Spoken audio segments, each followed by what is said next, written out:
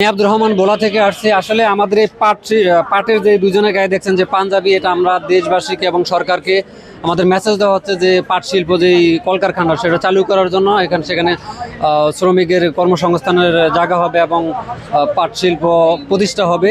তো আসলে সরকার যদি এর উপরে সুনজর দিতে তাহলে হাজার হাজার শ্রমিক রুটি রুজি কর্মসংস্থান করে তারা দুই বেলা দুই মুঠো ডাল ভাত খেতে পারত। সরকারের প্রতি আমাদের উদাহরণ আহ্বান যে পাট শিল্পের উপরে যেন নজর দেয়। আগে তো বই পুস্তকের ভিতরে সোনালী আঁশের নামটা ছিল, বিশ্বের দ্বিতীয় স্থান অর্জন করছে আমাদের সোনালী আঁশ পাট দিয়ে। পাট আজকে বিলুপ্তির পথে, আজকে শেষ পাট। কিন্তু বাংলাদেশের দেশ স্বাধীন হওয়ার আগ থেকে পাট দিয়ে চিনেছে বিশ্বের নাম, বাংলাদেশের নাম। তো আমাদের পাটের দেশ, সোনালী আঁশের সোনার দেশ, পাটপূর্ণ বাংলাদেশ। এটা তো আমরা পূর্বপুরুষের আমলে শুনছি, পাটের ব্যাগ ব্যবহার করতো, পাটের অনেক কিছু 279টা পণ্য ব্যবহার করা যেত। এখন বর্তমানে হচ্ছে না, ব্যবহার হচ্ছে না বিধায় আমি সরকার, প্রশাসন, জনগণকে আমি দৃষ্টি আকর্ষণ করছি, আসুন আমরা সবাই পলিথিন বর্জন করি, পাটের পণ্য ব্যবহার করি। সরকার হয়েছে জনগণের আর জনগণ হয়েছে সরকারের।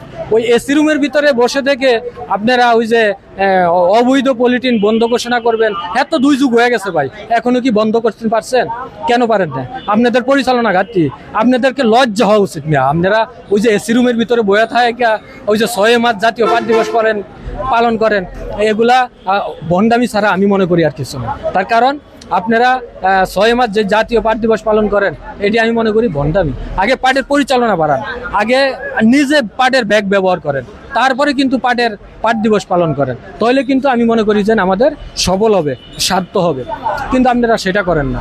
আপনারা ওই যে আপনারা কয়দিন আগে বললেন কি পলিথিন একদম নিষিদ্ধ করে দিয়েছে কারণ বাজার যায়, একদিন শুধু মিডিয়ার সামনে মিডিয়াতে কথা বলছে, আর কোনো দেখাদেখির কোনো নামগন্ধ না। সরকারের প্রতি আমাদের উদারতা আহ্বান থাকবে এবং সরকারের আসলে সদিচ্ছা লাগবে। সেটা হচ্ছে যে কোনো কর্মক্ষেত্রে যেন সরকারের একটা সদিচ্ছা থাকে। সেটা হচ্ছে শ্রমিকের যে ন্যায্য মজুরি, সেই মজুরি থেকে যেন বঞ্চিত না হয়। কোনো রাখল গোয়াল যেন তাদের আখের গুছাইতে না পারে শ্রমিককে ঠকিয়ে। আসলে সরকারের এগুলার উপরে সদিচ্ছা থাকলেই আমরা মনে করি যে কোনো শ্রমিক যে কর্মসংস্থান থেকে এবং শ্রমিকের যে অধিকার থেকে বঞ্চিত হবে না। তো এই আসলে একটা সরকারই পারে এই দেশকে পাল্টে দিতে, পরিবর্তন করতে। সরকারের সেই লোকবল, সরকারের যেই প্রশাসনিক ব্যবস্থা, সেটা সরকারের আসে। তা আসলে সরকারেই ইচ্ছা করলেই পারে, কিন্তু সদিচ্ছায় সরকারের সদিচ্ছায় এই সমাজ একটা ধ্বজভঙ্গ সমাজ পরিবর্তন হতে পারে। তো আসলে সেই আশা করে কিন্তু জনগণ সরকারকে ভোট দিয়েছে, ভোট দিয়ে ক্ষমতায় আনছে। তো এই সরকার যেন ক্ষমতার চেয়ারে বসে জনগণের চিন্তা ভাবনা সরকার যেন করে।